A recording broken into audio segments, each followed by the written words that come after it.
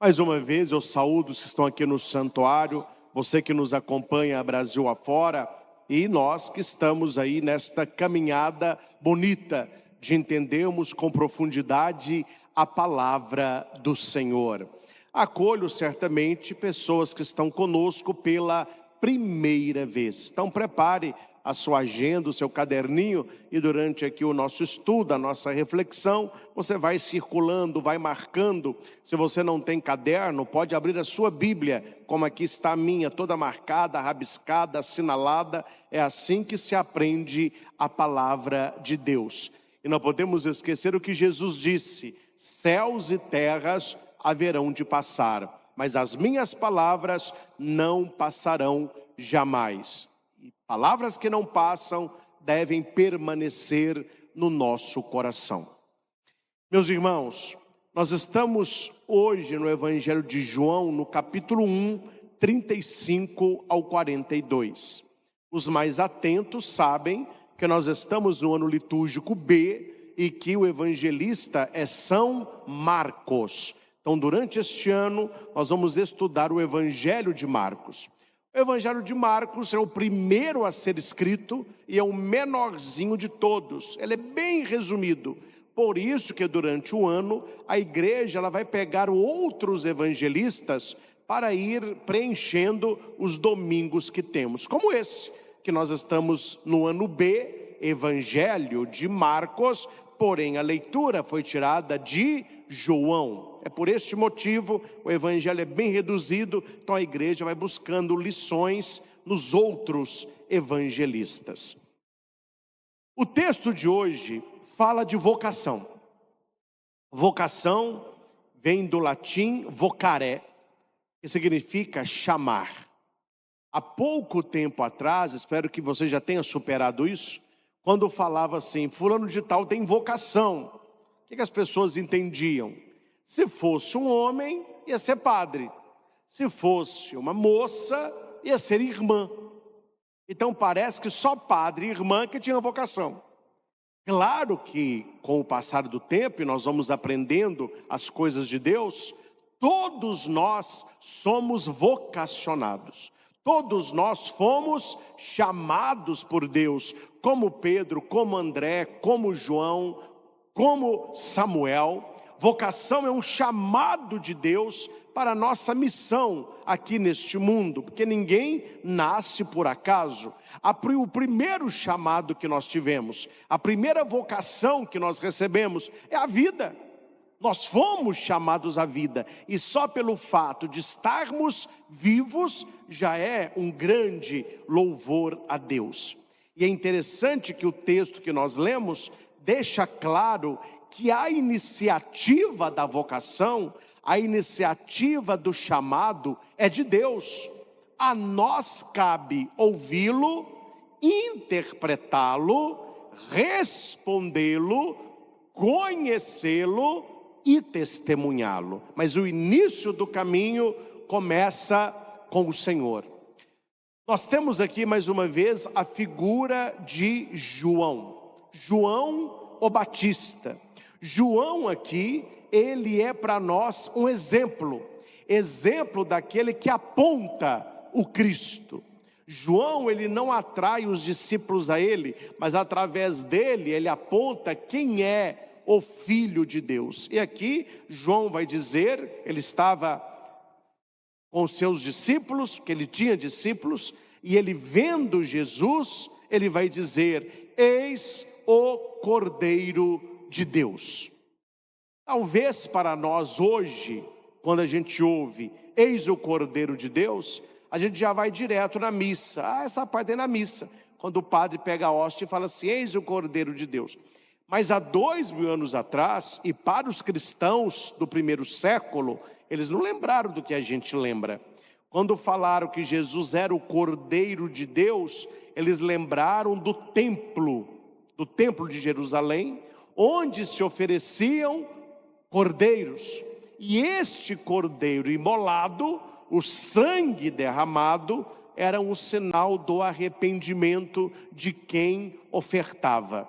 Então, quando João diz que Jesus é o Cordeiro de Deus, Ele está dizendo para eles e para nós que Jesus veio para morrer. Ele veio para ser imolado. O seu sangue será derramado. Se os outros cordeiros, sendo sacrifício ou holocausto, eles eram aceitos por Deus na intenção, porque na verdade você matar animal e derramar sangue nunca perdoa o pecado de ninguém, mas Deus aceitava o sacrifício não pelo sacrifício em si, mas pelo coração de quem ofertava. O desejo do povo era bom, era um desejo reto, e isso começou lá com Moisés na saída do Egito.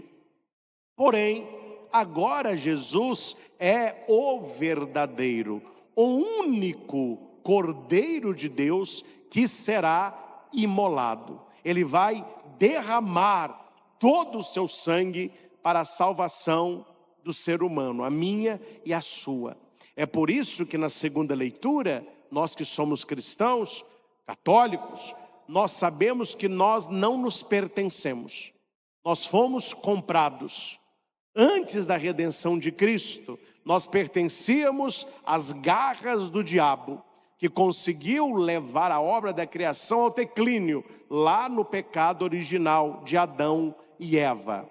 Com Jesus, nós somos resgatados, comprados. E a segunda leitura da missa, que está em Coríntios, capítulo 6, o versículo 19 e 20, vai dizer assim: ignorais que vosso corpo é santuário do Espírito Santo, que mora em vós e que vos é dado por Deus? E portanto ignorais também que vós não pertenceis a vós mesmos? Então, meus irmãos, se as pessoas lá de fora andam falando isso, problema delas. Nós não falamos assim: a vida é minha e com ela eu faço o que eu quero. Não. O cristão sabe, a vida não é minha, a minha vida é dom. A minha vida foi comprada pelo sangue de Jesus, o Cordeiro de Deus, que derramou todo o seu sangue para a minha salvação. Eu pertenço a Ele e Ele pertence a mim. Como diz Santa Teresinha, eu sou do meu amado e o meu amado é meu. É uma troca de amor, é uma troca de amor. Então, você nota que o mundo vai numa outra direção, né? Quantas vezes a gente não escuta as feministas encherem a boca para dizer: meu corpo, minhas regras. O mundo está nessa aí. Parece que o ser humano é o centro. Ele é o início, ele é o meio, ele é o fim, ele é o alfa, ele é o ômega. A vida é minha, o corpo é meu. Tá bom, para quem não tem fé é assim que a banda toca. Mas para nós batizados, para nós que frequentamos igreja, para nós que temos fé em Jesus Cristo, São Paulo vai dizer: ignorais que vós não pertenceis a vós mesmos. De fato, fostes comprados e por um preço muito caro. Imagina quanto vale para você que é mãe e pai derramar o sangue do seu filho para libertar alguém. Coloque-se aí nesta situação. Alguém que você não conhece cometeu um crime bárbaro, esta pessoa está presa, ela está condenada à morte. Aí você diz assim: o que eu preciso fazer para que esta pessoa tenha liberdade? O que eu preciso fazer para que ela saia dessa situação de morte, de cadeia? Alguém vai dizer: muito bem, você tem filho? Tenho. Se você me oferecer todo o sangue do seu filho, eu liberto o prisioneiro. Quem de nós o faria? Quem de nós o faria? As senhoras mães o fariam? Os senhores pais o fariam? Deus o fez. Deus viu que nós estávamos presos no pecado e Ele oferece o seu Filho Jesus Cristo para que no alto da cruz Ele derramasse o seu sangue para nos libertar. E uma vez que éramos escravos do pecado, nos tornamos agora escravos daquele que nos libertou. Numa gratidão no amor, como foi Maria. Quando Gabriel anuncia a Nossa Senhora que ela foi escolhida, ela foi chamada, a vocação, vocare, para ser a mãe do Emanuel, Deus conosco, Maria vai dizer assim: eu não tenho vontade, eu não tenho querer, eu não me pertenço, eu sou de Deus, faça-se em mim segundo a tua palavra, segundo a tua vontade. Olha, há 2000 anos atrás, uma jovenzinha entendia que ela não tinha vontade para Deus, que ela pertencia ao Senhor e Ele faria com ela a obra dele. Então, quando João ele diz: eis o Cordeiro de Deus, tudo isso veio na cabeça daquele povo.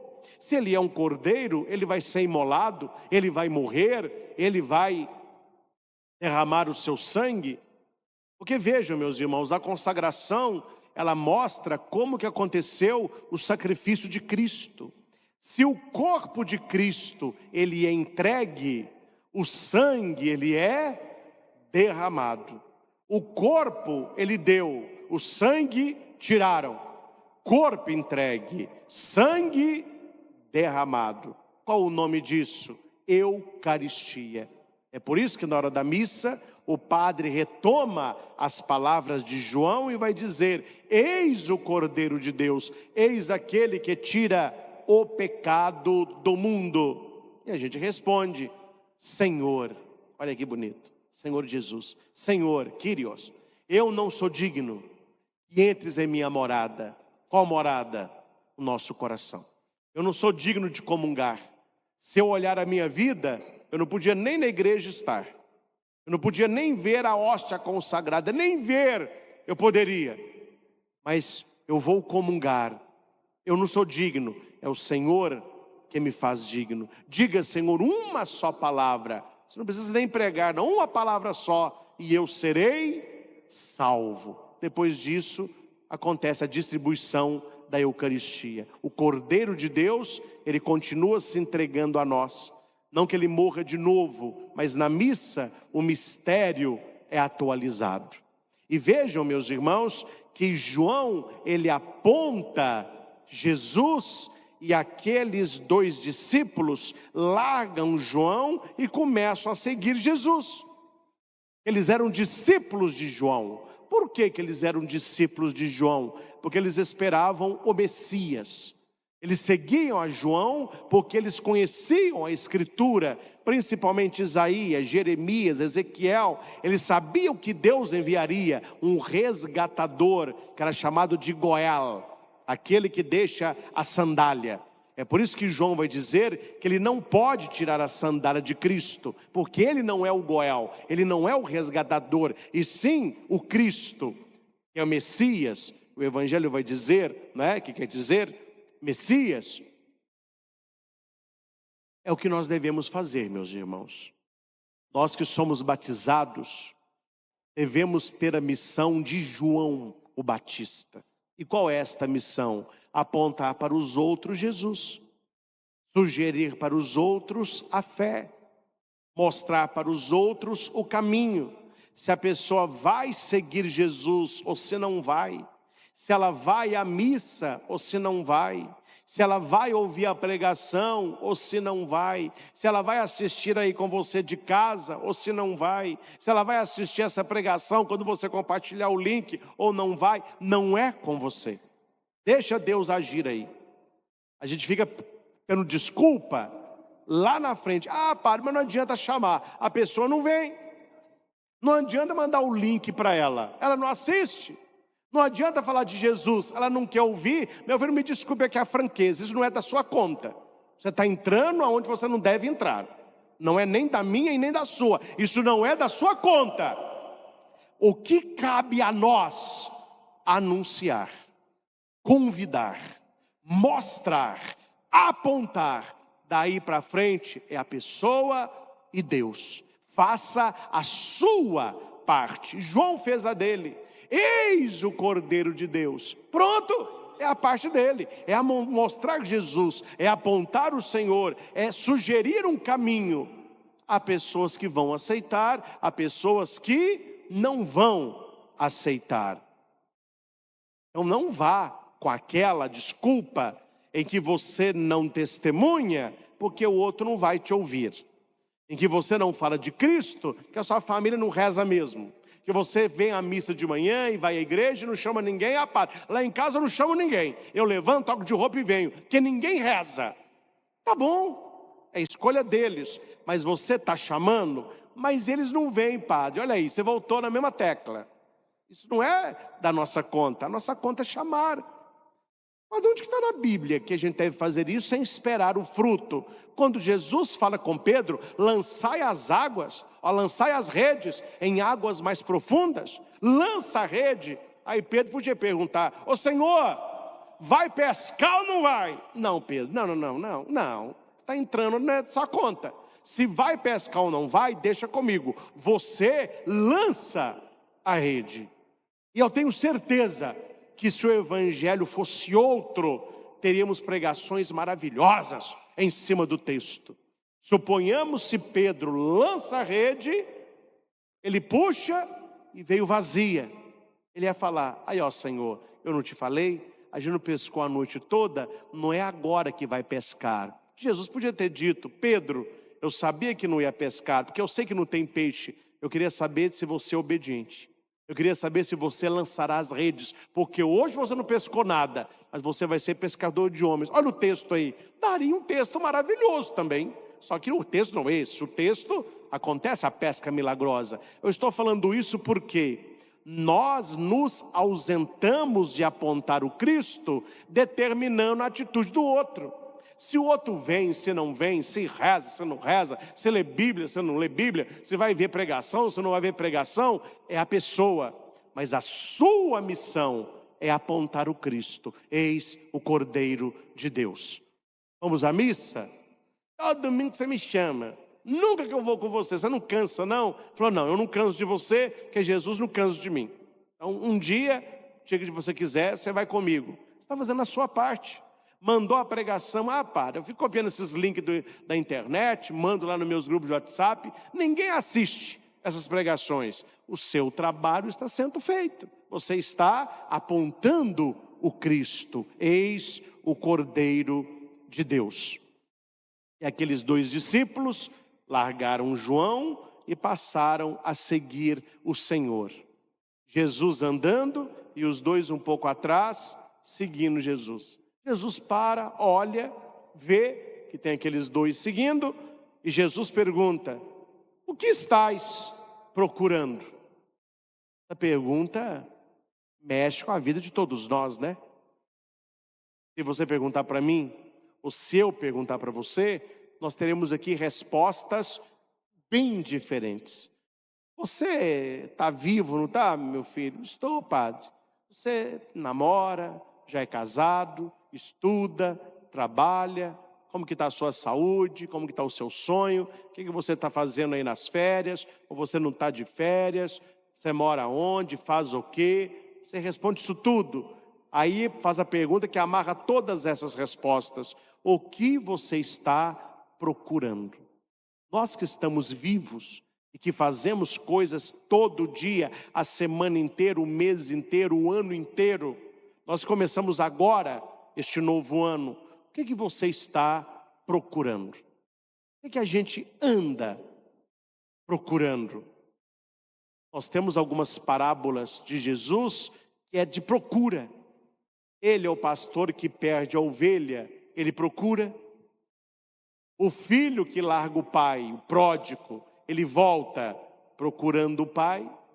A mulher que tem 10 moedas e perde uma, ela vai procurar a moedinha. Deus procura adoradores que o adorem em espírito e verdade. Zaqueu sobe no galho, que ele procurava ver Jesus.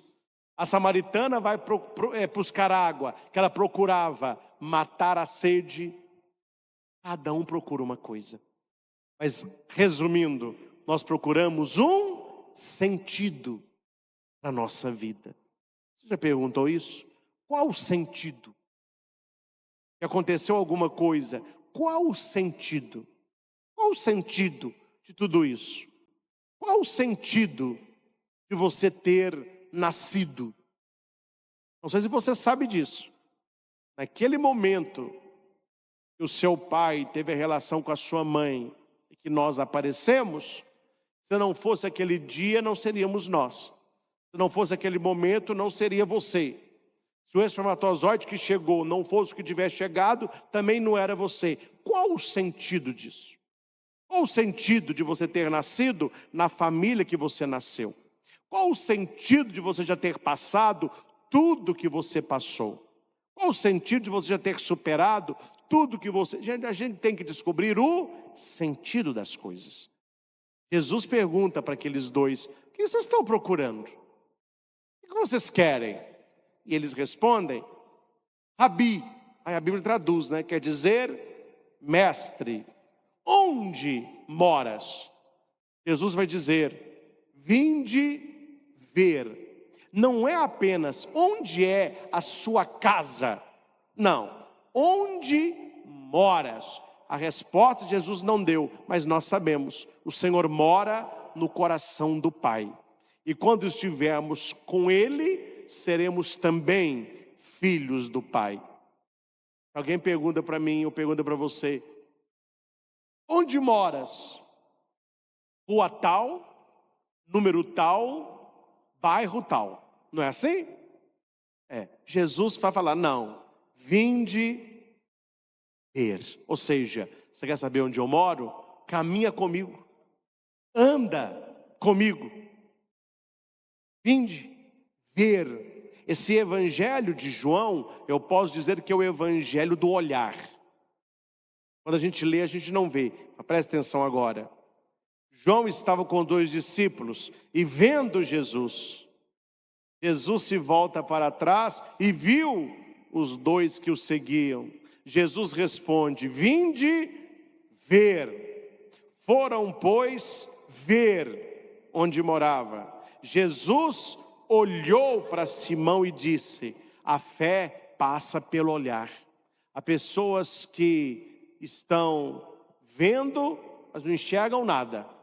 E há pessoas que não têm o dom da visão, mas veem tudo. Precisamos procurar o sentido da vida numa visão espiritual. Não é só o que os olhos veem, mas é aquilo que o coração sabe. Vinde ver, experiência.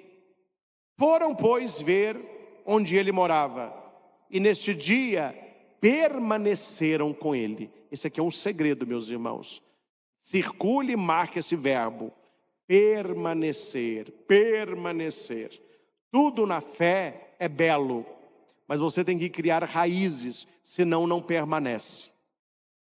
Jesus, quando ele é questionado se ele é o Filho de Deus, ele vai dizer assim: aquele sobre quem virdes o Espírito descer e permanecer, este é o Emanuel.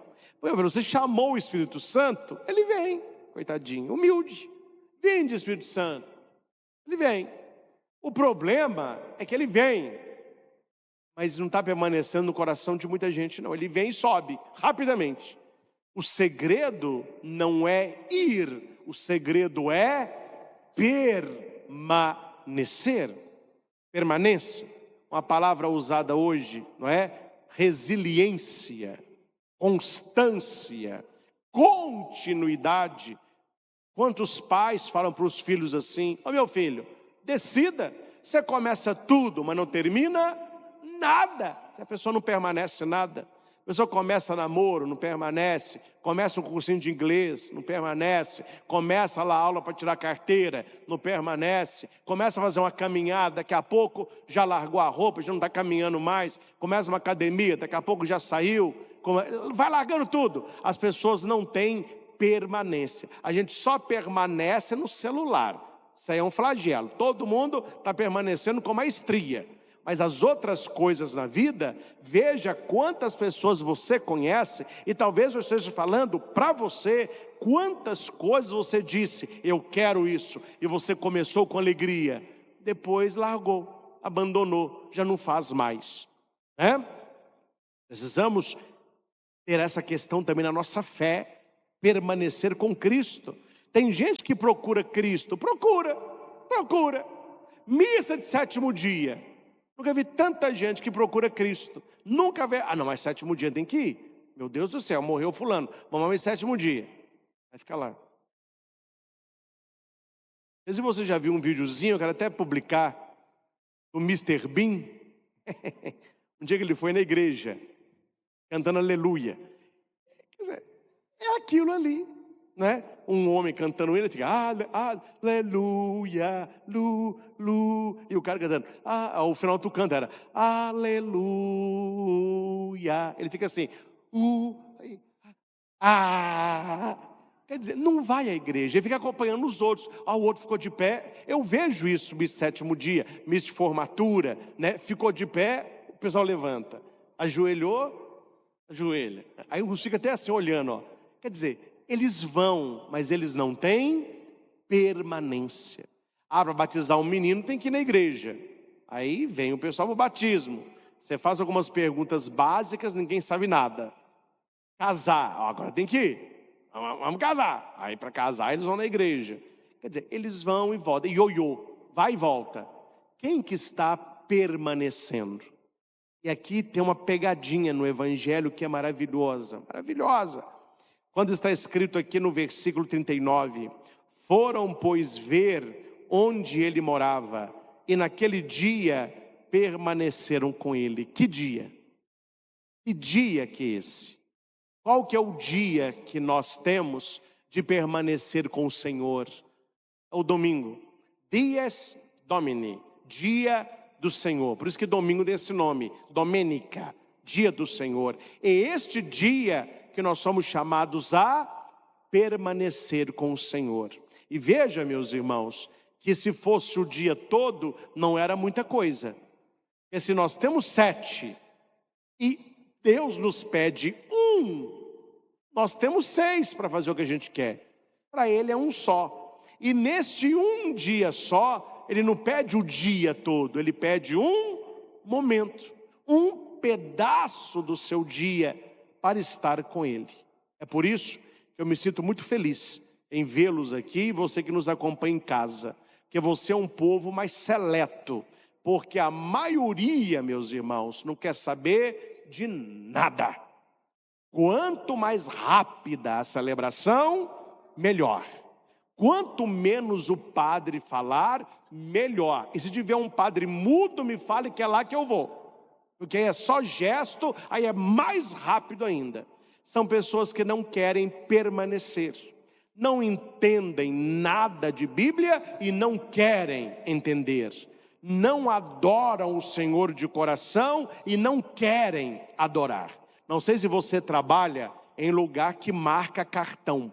É o tal do bater cartão. Plaque. Assim de católico, batendo cartão de domingo. Onde que tem um lugar aí mais rápido, menor, para eu ir lá bater cartão? Aí você vê o tipos de pessoas que estão dentro das nossas igrejas. Voando durante a missa, namorando, mexendo em celular, brincando com pet, né? Acabou? Bati meu cartão, católico praticante, cumpri a obrigação, fui à missa. Aí você vai conversar com a pessoa, coitadinha, um ignorante, religioso, não sabe nada, mas não sabe nada. Mas como o senhor sabe que o povo não sabe nada? Eu vou dar um exemplo só. Entre 1000 que eu podia dar. Eu quero voltar ao texto. Você acha que uma pessoa que vai à igreja, que fica voando, que não se ajoelha, não responde às orações, fica conversando, mexendo em celular, namorando e vem comungar mascando chiclete, uma pessoa dessa, ela tem noção o que ela está fazendo? Ela tem noção aonde ela está? Nenhuma, mas ela está ali. As pessoas falam assim: padre, o senhor celebra missa de corpo presente? Eu falo: todo domingo. Aí, padre, na sua paróquia morre gente toda? Eu falo: não é quem morreu não, tem muita gente na igreja, só está o corpo presente, com a cabeça, o coração, o corpo, missa de corpo presente. Todo domingo eu celebro missa de corpo presente. Como, meu filho, é difícil você encontrar hoje pessoas que têm interesse de entender a palavra. O padre explica a palavra. Eu quero entender o texto, né? Não estou falando nome e nem locais, mas tem lugar que as pessoas vão à igreja, elas saem, você pergunta, qual que foi o evangelho de hoje? A pessoa nem sabe qual é o evangelho. Você foi à missa? Qual que é o evangelho? Eu não sei qual que foi o evangelho. O que aconteceu no evangelho lá? No evangelho? Eu não sei bem não, mas eu acho que tem alguma coisa a ver com a seleção brasileira. Eu acho que é isso. É isso que o padre falou? Não tenho certeza. Mas eu não sei se tem a ver com política. Não sei se é política, esquerda, direita. Acho que é Bodo Rosa, acho que o tema era Boto Rosa. Eu estou confuso, estou sabendo o que é não. E a pessoa estava na igreja. Eu não sei se você lembra, no jubileu do ano 2000, a igreja lançou um questionário. Eu lembro que eu era seminarista e nós não foi em 2000 eu já era padre. Não, foi para 2005, é isso mesmo. Lançou um questionário, eu era seminarista na época. A gente pegava o povo na porta da igreja, depois da missa. Tinha uma equipe que a pessoa estava saindo, a pessoa, com licença, rapidinho aqui. Você é de onde? Tal lugar. Você participa aqui? Sim, ou veio só hoje, né? Eu participo aqui. Da missa de hoje, o que mais tocou seu coração? Foi, qual foi a mensagem do evangelho? Era para a gente pensar, porque muitos falavam, hoje foi João Batista, que aponta Jesus, fala que ele é o Cordeiro de Deus, e eu devo ser um outro João Batista, a vocação, né? Deus me chama. Eu ouvi lá a leitura também de Samuel estava dormindo. Então você prestou atenção, tá bom. Mas tinha uns, meu filho, que eu não sei onde a pessoa estava, missa de corpo presente. Você perguntava, qual foi o evangelho? Eu estava aquela risadinha, né? É que eu estava com pressa, não sei o quê. Gente, isso não adianta. É preciso permanecer no coração do Senhor. Eles foram e permaneceram com Ele. O dia que nós temos para permanecer com o Senhor é o domingo. O domingo é o dia do Senhor. E católico, dia de domingo, o seu lugar é na igreja. E é o nosso tempo principal. Você foi à missa, eu vou à missa lá no Frei Galvão. Então aqui você sabe, geralmente você não vai ser de 8 às 9, vai ser de 8 às 5 para as 10, porque tem a missa e tem o estudo bíblico. Então, eu vou lá porque eu vou celebrar a missa e o padre explica a Bíblia, eu estou querendo entender mais de Bíblia. Tá bom. Deste dia de 24 horas, você deu 2 horas para estar aqui. São as 2 horas mais importantes. As outras 22, você faz o que você quiser, mas você entregou para Deus o seu permanecer com Ele naquele momento. Eles foram e permaneceram com Ele. Era por volta das 4 da tarde. Olha que interessante. No templo de Jerusalém, havia o sacrifício da manhã, do meio do dia e do fim do dia. O último sacrifício era às 4 da tarde, porque às 18 horas para o judeu começava um dia novo. Dizem que eles tiraram o Cristo da cruz às 4 horas da tarde. Ele faleceu às 3 horas da tarde, e para que ele não ficasse na cruz no Shabat, que era o sábado que estava chegando, e era o Peshá, que era a Páscoa, eles pediram a Pilatos o corpo do Senhor. Então eles tiraram ele no fim da tarde. Então veja, o encontro dos discípulos com Jesus era o mesmo horário do encontro no Calvário. O encontro do Cordeiro que se oferece. Quero destacar apenas mais uma coisa. Aquilo que é bom, você não fica para você. Você quer repartir. Repartir. Eu já fui aqui em Divinópolis, como Itaúna, minha mãe mora lá, né? Sou de lá. Em alguns lugares, uma padaria, um lugar de lanche, um lugar diferente. Não vi comercial algum, não vi panfleto, não vi na internet. Alguém que foi me falou: padre, o senhor gosta muito de tomar café, coisa gostosa? no café da tarde, o senhor viu que abriu uma padaria em tal lugar, com coisas novas? Para onde que é? Tal lugar. Ah, vamos lá. O que é bom, você quer que as pessoas conheçam. Nós falamos de celular, nós falamos de roupa, falamos de comida, falamos de local. Ontem mesmo, não me lembro, a pessoa me disse assim: padre, de vez em quando o senhor gosta de passear com a sua família? Abriu aqui um parque aquático perto de BH, pertinho, nem precisa ir de avião. O senhor pega a sua família, vai lá, faz uma segunda, volta uma quarta. Por quê? A pessoa foi, ela gostou do quarto, gostou da alimentação, me relatou até um pouco o café da manhã. Por que a gente conta as coisas boas para as pessoas? Nossa, deixa eu te contar uma novidade. Eu subi na empresa, aí eu comprei minha casa própria, eu vou trocar meu carro. Tudo bem. Mas por que nós não falamos com esse entusiasmo de Jesus? Deixa eu te contar uma coisa aqui. Eu fui à missa domingo, o padre falou uma coisa que eu nunca tinha ouvido. Você sabia que isso e isso é isso? A gente não tem esse entusiasmo. A gente fica contando outras coisas. Falta pessoas que não tenham vergonha de falar de Jesus para atrair outros para Jesus. Aqui nós vemos que tem 2 discípulos, né? Ouvido essas palavras, os 2 discípulos, segundo os estudos bíblicos, um já foi relatado aqui, que é o André. O André é irmão de quem? Pedro. Eu não vou perguntar a ninguém aqui não, viu? Pode ficar tranquilo. Vou colocar ninguém em saia justa. Mas se tivesse aqui no altar R$1 milhão, 1 milhão, e para você levar 1 milhão, você tinha que ficar de pé agora e falar o nome dos 12 apóstolos. Quem ganharia 1 milhão? Pensa comigo. Tinha gente que leva. Eu não posso levar porque eu sou padre, né? Eu levava também. Os 12. Nó, padre, eu não sei o nome dos 12. Olha para cá. Os 12 não sabe não.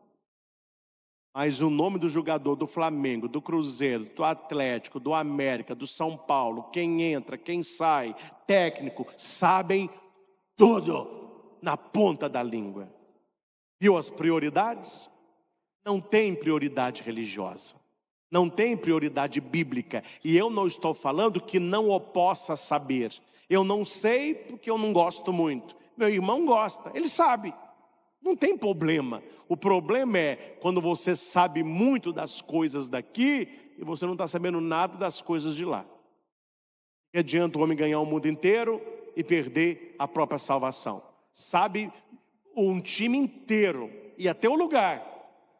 Ah, fulano de tal é centroavante, fulano de tal é atacante, fulano de tal é isso, o goleiro era esse, antes dele era esse, vocês estão querendo pôr aquele, todo mundo fica comentando isso. Mas você não sabe, você que é cristão, que segue a Cristo, não sabe o nome dos 12 apóstolos. Eu vou mais. Um dia eu perguntei no lugar qual eram os 4 evangelistas. Também não saiu não. 2 acertaram. Falaram São Pedro, falaram Tomé. Falei, não gente, evangelista. Ah, eu confundi, padre. Evangelista. Confundi. Não confundiu não, não sabe, né meu filho? Não sabe. Quem escreveu cartas na Bíblia depois de Atos? Quem que escreveu carta? Carta? Não sabia que tinha alguém apaixonado escrevendo carta? Falei, não, meu filho. Carta para as comunidades cristãs. Me fala aí o nome de 2 comunidades cristãs na época dos apóstolos.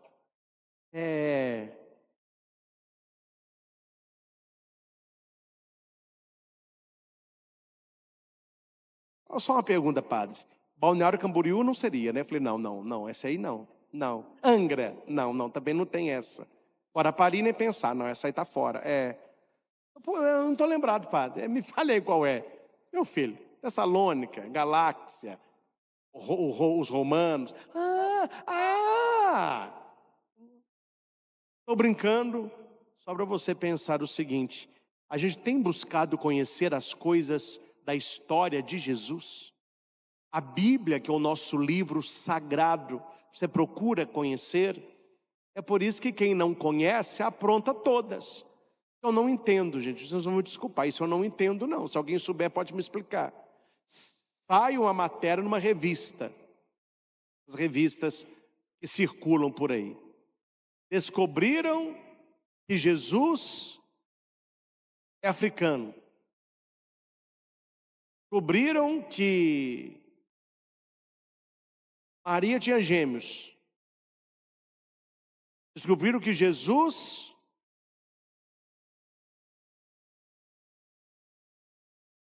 era careca. Essas coisas.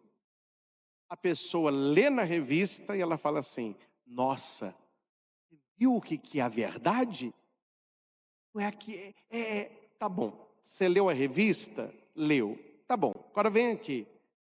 Antes de ler a revista, você já leu a Bíblia? Você já leu o catecismo? Você entendeu a doutrina? Não. Quer dizer, não acredita na Bíblia, mas acredita na subinteressante. Não estuda Bíblia e fica ouvindo quem fala de Deus que nem fé tem. Meus irmãos, se nós não assumimos o Cristo e se não permanecermos com Ele, a nossa vida ela vai passar de maneira vã, na nossa fé cristã. Olha que bonito, quando André, o irmão, eles falam que um discípulo é André, o outro seria João, que João não fala dele mesmo, ele se oculta. Então quando fala de dois, um era André, que os estudiosos entenderam, esse outro seria o próprio João. E André, olha que bonito isso, quando ele tem a experiência de Cristo, ele não guarda para ele vai em primeiro para o seu irmão Simão. Repita comigo, ele foi encontrar primeiro seu irmão. Ele foi encontrar primeiro seu irmão. Ele podia contar para qualquer pessoa, ele se lembrou de quem? Da família. Comece a falar de Jesus para a sua família. Não sei como é a sua família, mas fale de Jesus para eles. Convide-os para vir à igreja. Se vem ou não, não é problema seu. O seu é testemunhar. Ele foi encontrar primeiro seu irmão. A nossa missão primeira começa na família, orando pelos nossos, testemunhando Jesus para os nossos. E ele vai dizer: encontramos o Messias. Encontramos o Messias. Quer dizer, Cristo. Então André conduziu Simão até Jesus. Falou com Simão: Simão, está vendo aquele ali de barba, cabelo maior, mais alto? É ele. Ele é o Messias, é o tal de Jesus de Nazaré. Yeshua de Nazaré. E Pedro vai. Meus irmãos, quantas pessoas você já conduziu até Jesus? Quantas pessoas hoje acreditam em Jesus porque um dia você falou: Ele é o caminho, a verdade e a vida. Ontem teve a missa da família lá em Itaúna, uma missa mensal, né? Multidão.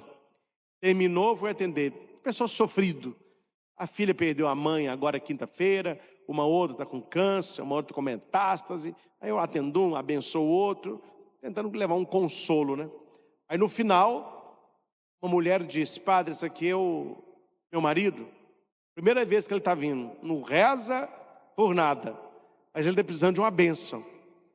Ele está precisando de uma bênção, que agora ele viu que a coisa está apertando para o lado dele. Eu não vou ficar perguntando o que é. Eu falei: não, vou te conceder a bênção. Eu falei com ele: olha, até eu te falar uma coisa. Você vir aqui pedir a bênção é bom, mas é o início de uma caminhada que você tem que ter com Cristo. Por mais que você trabalhe, viaje, tenha lá a sua empresa, sem Deus, isso tudo aí é vazio, isso tudo aí é ilusão. O dia que você morrer, nada disso vai. Então procure rezar mais, procure vir à igreja, procure fazer uma boa confissão, procure as missas dominicais. Quer dizer, padre, mas o cara vai ou não vai? Eu não sei, gente. Mas não cabe a mim. Cabe eu apontar Jesus. Olha, eu encontrei o Messias. Eu estou te apontando quem é. É Jesus. E sem ele você não será feliz de verdade. Testemunho foi dado. Se o cara vai ou não vai, se vai crer ou não vai crer, isso aí não é comigo mais. Precisamos ter a coragem de João e a ousadia de André. Apontar o Cristo, conduzir as pessoas até Jesus. Jesus olhou e disse: tu és Simão, filho de João, filho de Jonas, né? Que é a mesma coisa, filho de João. Tu serás chamado Quefas.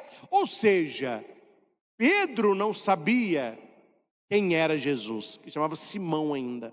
Mas Jesus já conhecia Pedro. Vocês entenderam o texto? É bonito isso.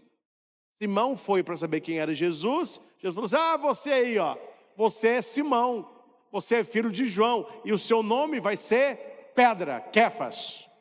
Bonito isso. Ou seja, quando Deus nos chama, Ele não chama um desconhecido, Ele chama quem o conhece. Você pode ainda não conhecê-lo, mas Ele te conhece. É por isso que no texto que nós ouvimos da vocação de Samuel, Deus fala: Samuel, Samuel. Ele levanta, vai lá no Eli. Sim, Eli. Não, meu filho, não te chamei não. Tá bom. Samuel volta, vai dormir. Você está no livro de Samuel, capítulo 3. Samuel, Samuel, volta. Sim, Eli. Meu filho, vai dormir. Você está muito agitado, não te chamei não. Tá bom. Samuel, ô Samuel. Eli, é Deus que está chamando esse menino. Você sabe o que significa a palavra Samuel? Aquele que Deus chamou. Sabe o que significa a palavra Eli? Meu Deus. Quando Jesus está morrendo na cruz, Eli, Eli, lama sabachthani. Meu Deus, por que me abandonaste? Então Samuel, ele está indo a Eli. Deus já conhece Samuel, mas está escrito no versículo 7, Samuel ainda não conhecia o Senhor. Eu não vou contar aqui a história toda, que nós não temos tempo para isso, mas depois você leia no livro de Samuel, lá no capítulo 1, como que Samuel apareceu na história. Ele é filho de Ana, é esposa de Eucana, ela não podia ter neném, e ela tinha uma outra mulher que morava na casa, que é a Fenena, uma mulher terrível, cheia de menino, ficava insultando Ana, e Ana chorava, não comia, ficava triste. Ela tomou uma decisão, levantou cedo, foi no templo, fez a melhor oração da vida dela. Ela chorava tanto que o sacerdote achou que ela estava bêbada. Falou: olha, é essa hora da manhã e você já está bêbada? Vai primeiro curar da sua bebedeira, depois você volta. Falou: não, eu não estou bêbada não, eu estou me despejando no meu Senhor. O sacerdote fica impressionado com a fé da mulher, diga: que Deus faça por você o que anseia o teu coração. E ela ficou grávida. Eucana conheceu e ela engravidou de Samuel, esse bebezinho, porque ela falou com Deus: se o Senhor me der um neném, eu devolvo ele para o Senhor. O Senhor me dá, mas para eu te dar. Isso aqui é a oração, né? O Senhor me dá para eu te dar. E ela, quando Samuel já está maiorzinho, ela vai até o templo, lá está Eli, e ela fala assim: você está lembrado de mim? Ele: me refresca a memória, eu sou aquela mulher que estive aqui há um tempo atrás e chorei na presença do Senhor, só achou que eu estava até bêbada. Lembrei, aqui ó, Deus me deu, é o pequeno Samuel, e eu prometi que ele seria um servo do Senhor, e eu vim te entregar o meu filho. Tá bom, pode deixar ele aqui. Você tem que fazer uma coisinha para ele, que uma túnica, uma roupinha, ele ajudar aqui na igreja. Eu vou fazer uma roupinha para ele então.